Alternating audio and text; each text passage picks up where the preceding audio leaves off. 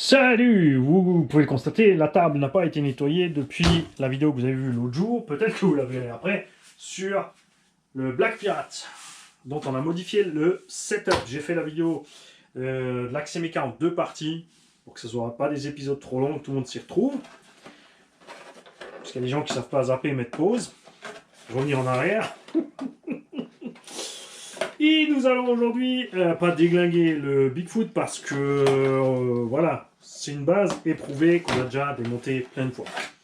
À ce sujet aussi, c'est très intéressant de voir que Traxxas ici fait cette plateforme depuis 15 ans. C'est quand que j'ai acheté mon Slash? En 2000 et des brouettes, hein. Ça fait plus que 15 ans déjà, je crois, que cette plateforme existe. Ils ont amélioré petit à petit sans jamais vraiment faire des grosses choses, jusqu'au moment de la version HD.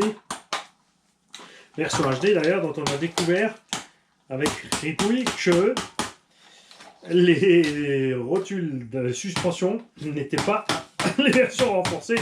Il faut les acheter à part. Je croirais chez Mercenaires. T'achètes la base et après les options. D'accord? Donc on va pas tout démonter de l'engin. Je vais pas toucher les huiles parce que les huiles ça me va. Non.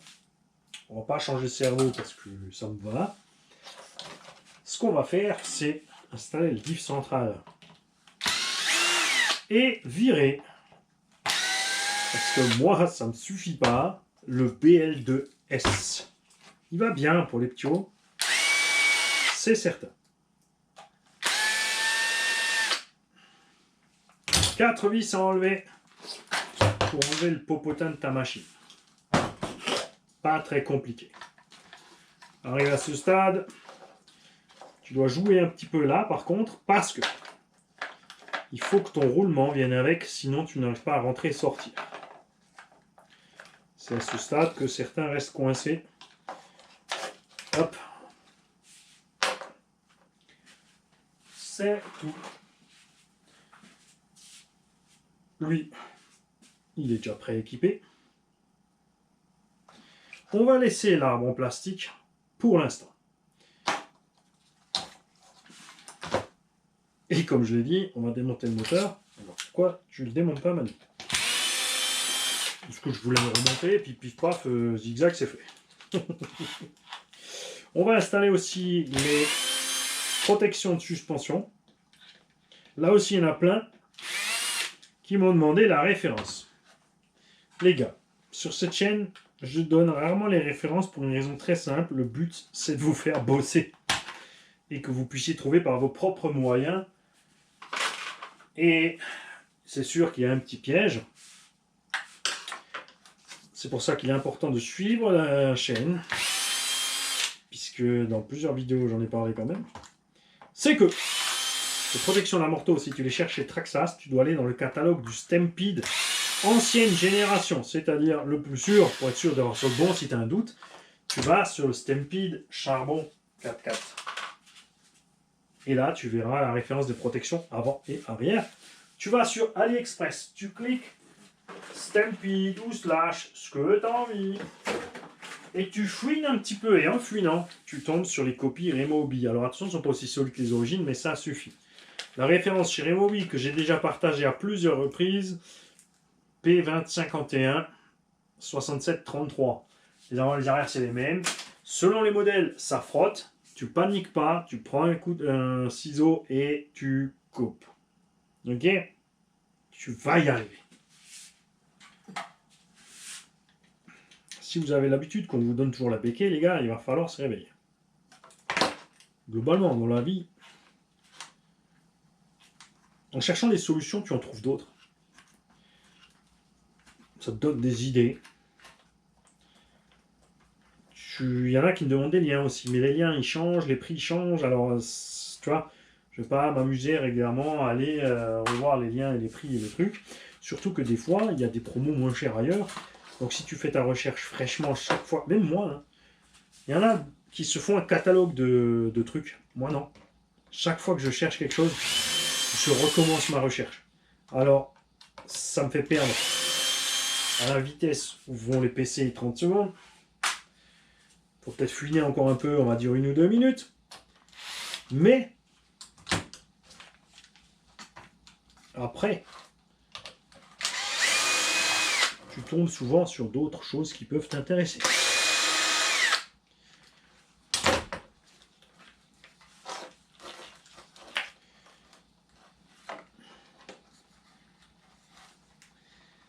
Ne vous faites pas avoir chez Traxxas, il y a 2 fois la voie de la direction. D'accord? Channel 1, il y est 2 fois. Les 2 premiers plots sont pour la direction, puisqu'il y a des engins Traxxas qui ont 2 cerveaux de direction, même si ça a quasi disparu. Hop. On récupère la plaque ici.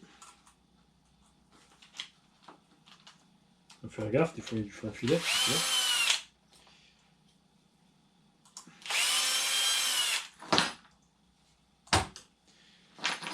Et ce combo, je pense que je vais l'utiliser dans la Raro Ram, parce que moi je veux la faire rouler uniquement en 2S, elle est légère. Je n'ai pas besoin d'aller fourrer une 3. Vous avez vu l'Omni Terminator, elle est super bien aussi en 2S. Et nous, on va fourrer, ce que j'ai mis d'ailleurs, un variateur Surpass Rocket 3S 110 ampères, existe en 90, en 80 je crois, 80, 90, 110 ou 60, enfin il y a plusieurs versions, c'est assez marrant. Ça ne change pas vraiment le prix, c'est pour ça que je ne comprends pas trop. Attention, le 110 c'est 3S, à partir du 120 c'est 4S. Là le prix change. On va installer celui-là. Les varios n'ont rien à voir avec les récepteurs. Normalement n'importe quel vario fonctionne avec n'importe quel récepteur. Ce qui ne va pas, c'est quand tu as des combos uniques avec des choses intégrées. Là, c'est pas le cas, tout est séparé, donc on n'aura aucun problème pour mettre ça. Et on va y installer un moteur 3660 3300 kW. Je ne vais pas mettre un 2004 parce que le 2004, c'est vrai que c'est bien en 4. 3S avec un gros pignon. Mais moi, ce que je veux sur celui-là, c'est un peu plus de réactivité au gaz pour permettre de faire les backflips à bas régime. Ce que tu ne peux pas avec des moteurs comme le 2400 kW si tu n'as pas assez de S.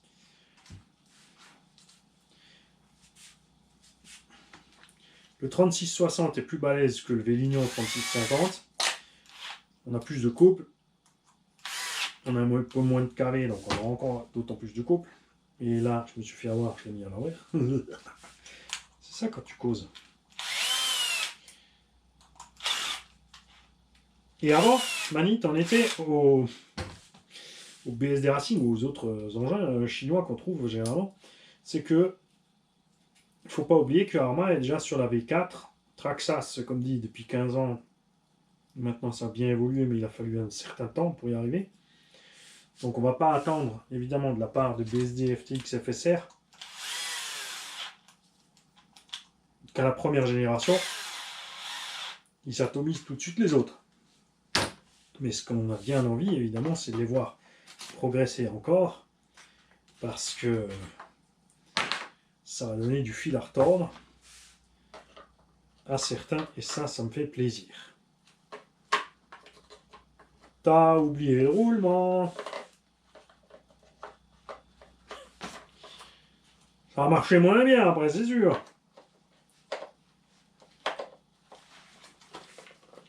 Allez, sors de là, on t'a vu.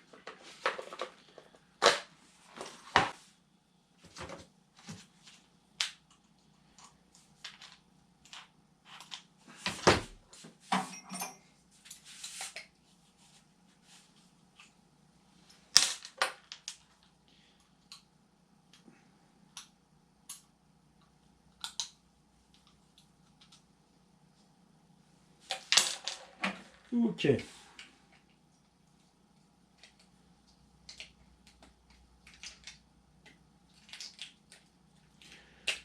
Tu vois, le petit BL2S, lui, c'est un 3002. Et comme il n'est pas puissant du tout, parce que c'est un 3650, mais attention, il a encore l'hélice. Et n'oubliez pas ça, ce petit machin-là, il a un pignon de quoi? C'est quoi, du 8 ou du 9 hein? Avec ce moteur-là, on va pouvoir mettre du plus sérieux. Bon, on va rester bas. Je vais voir ce que j'ai, hein, je vais pas encore regarder. Ça se trouve, j'ai même pas le bon pignon. On verra ça tout à l'heure.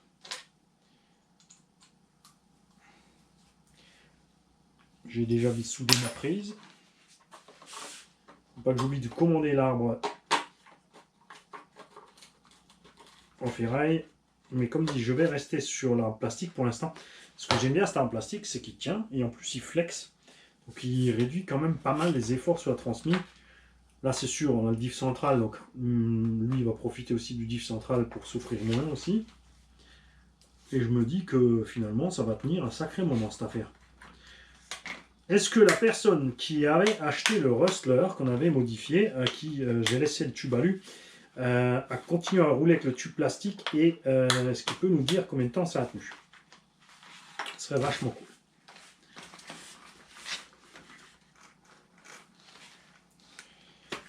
Voilà. Là, tout ce qu'il faut, c'est le glisser à l'intérieur. C'est une cannelure, donc tu bloques une roue, tu tournes l'autre pour tomber en face des cannelures. Sans forcer, si tu forces, ça se met de travers. Tu ne sauras pas si tu es comme il faut dedans ou pas. Puis ça va coincer, c'est sûr. Tu remets tes 4 vis. Ce qui est dingue, c'est que ces châssis avec ces 4 vis, ils tiennent bon. Et ce que je préfère à cette structure par rapport à ce qu'a fait Arma, ou FS Racing ou PSD, c'est en cas de crash ou de casse, on peut changer les morceaux séparément et pas se taper un remplacement de châssis complet dès que ça va pas. Voilà, c'est en place. Les protections d'amorto, je vais t'en déballer une paire, mais ça va, on a déjà monté 136 000 fois ensemble. N'oubliez pas, il y a le réflexe de voir les playlists, de faire des recherches par modèle. Sur cette chaîne, on a 10 000 vidéos ou plus, il y a vraiment de quoi faire. Le problème avec YouTube, c'est le référencement. On n'a pas la place dans le titre pour noter tout ce qu'on a fait dans la vidéo, mais ça recherche que par rapport au titre. Évidemment, ça ne peut pas rechercher par rapport au contenu. C'est un peu délicat, mais globalement, si je travaille sur un Traxxas Stampede, tu vas voir la playlist Stampede EOS, et tu fouilles un petit peu. Ça se monte comme ça. Selon le cas, il faut adapter ici. Tu n'es pas forcément en face des deux fixations, mais c'est pas très grave. Tu arriveras à le mettre, je t'assure. Si j'y arrive, tu arriveras. Si ça frotte quelque part au châssis, tu coupes le petit bout qui frotte. Et c'est tout. Le Vario, pour le mettre, je vais utiliser tout simplement, tu vois, on a des trous de fixation ici. D'ailleurs, le châssis a évolué aussi, tu vois, on n'avait pas ces nids d'abeilles avant ici sur les anciens châssis de Slash, et encore moins les creux pour les moteurs. Ils ont fait ça pour pouvoir descendre sur un pignon plus petit, je pense, vu leur mini moteur. Ça, je vais mettre là, et je vais utiliser une clampe, en général, des anciens Traxxas Herero 1, ou des Savage Flux. Est-ce que j'en ai une là? Parce qu'il se trouve que souvent, les trous de fixation chez Traxxas correspondent les uns aux autres. Je mets ça dessus, je coupe le bout de plastique qui me dérange. Et fin de l'histoire, mon Vario va plus nulle part et moi je me tortionne pas. Alors c'est pas tout à fait le même écart. Je vais le mettre comme ça. Les vis seront un peu comme ça. Oh là là! Oui, si ça te perturbe, le fais pas, c'est sûr. Moi, ça me dérange pas du tout. Sans vu ce qu'on fait subir aux engins à 70-80 heures, c'est pas un peu de flex sur une vis qui va faire mal. Avant de faire ça, je vais aussi mettre une petite grille de moustiquaire en inox que j'ai récupéré des petits restes là parce que ça laisse passer un peu plus d'air. J'ai constaté que les grilles de PC, ça, tu vois, c'est facile à couper aussi comme les grilles de PC en plastoc, hein, mais c'est un peu plus fin, donc il y a plus de trous, il y a moins de matière en fait. Les grilles de PC, il y a plus de matière et des trous partout, et là c'est l'inverse. On va dire même les vis avec. C'est encore tout neuf. Donc moi je vais finir d'installer ça. Au niveau du pignon, parce que comme je t'ai dit que je vais essayer de te faire suivre ce que je fais, n'oubliez pas aussi quand vous avez des questions d'un setup sur une machine dans un run, que la réponse est dans une vidéo d'atelier. Il nous faut donc de l'axe de 5. C'est ceux-là, les autres sont 3,17. Ça aussi, ça s'est simplifié. Avant on galérait. Hein. Trouver des pignons axe de 5, module 0,8 ou plus petit encore, c'était apocalyptique. Et là maintenant c'est facile. Donc ça c'est un 13. 13, c'est ce qui équipe les Vélinion 3500 d'origine, qui sont donc moins balèzes que ce 3300. Sur un slash. Là, on est sur un Stampede, Mani, on a les grosses roues. N'oubliez pas que les SC ont des roues plus petites, moins larges. Alors, est-ce qu'on a autre chose dans ce goût-là? 13. Ça sera un 13. Tout le reste, c'est plus petit. On va tester 13. On verra bien ce qui arrive à ce moteur. Et sinon, on pourra toujours installer un moteur avec un petit peu moins de carré. Il n'y a pas de problème. On va voir si ça passe avant que j'arrête la vidéo. Yes. Et je vais sûrement utiliser l'autre parce qu'il a une portée plus large. Il a une portée rikiki en largeur. Et la couronne, là, elle est moins large, donc je préfère ça. On va prendre ça. Méfiez-vous avec les pignons Goul RC. Des fois, il y en a qui sont percés désaxés. Ce qui fait que le pignon, il danse la gigue sur la roue moteur. Ça s'entend au bruit. Déjà, vous allez faire l'entredent et vous allez tourner, d'un coup, ça va pas être bon. Donc, vous allez refaire l'entredent. Vous allez tourner, ça va être trop. Là, déjà, ça va vous mettre la puce à l'oreille. Et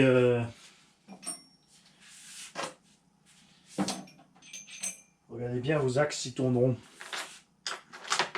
Les couronnes aussi, des fois, hein, ont un petit poilage. Sur les couronnes, c'est moins grave, il y a quand même beaucoup plus dedans. Mais sur les pignons, les axes moteurs, c'est fatal. On va mettre du frein filet aussi. Mais on va partir sur ça. Moi, je vous laisse là. Vous avez vu ce qu'on va y faire. Vous avez vu à quelle vitesse c'était démonté. Ça se remonte tout aussi vite, sans moins de problème. Et après, on va pouvoir faire un essai vraiment fun. Parce qu'en BL2, autant avec le slash, je trouve que ça allait encore. Mais là, il n'allait pas. C'est surtout le manque de gouache au démarrage et le fait de ne pas pouvoir envoyer un petit backflip contre un obstacle. Ça me manque un petit peu. C'est sûr. Et je vais peut-être me pencher aussi sur mettre d'autres... Non, on va d'abord laisser ces amortos avant de les changer. Si, il y en a là. Non, si, non. Bon. Ça, au pire, tu verras bien sur Run, je t'en parlerai. Salut. Ah, je te reprends la tête. C'est quoi? On va peut-être... Je vais tout remonter et je te reprendrai quand j'aurai tout remonté.